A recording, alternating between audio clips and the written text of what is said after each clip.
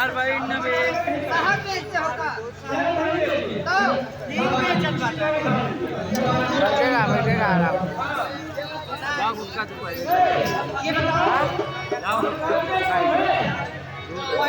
अबे बाहर चार तेल दो याद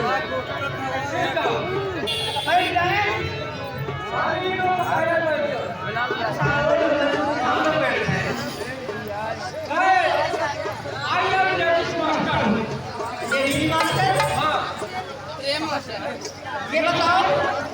ये तीन मास्टर हो माने ये बताओ आ कहां से कखनऊ मास्टर हो एक कखनऊ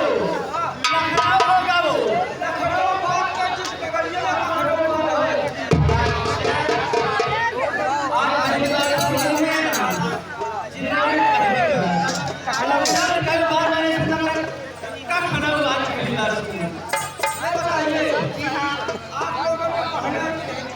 देखिए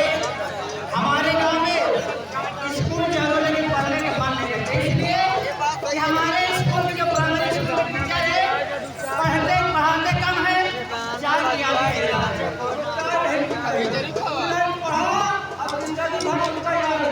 लेकिन पढ़ा बेटा तुम्हारा इतना काम स्कूल में पढ़ा मत जाके फीस लेता हाँ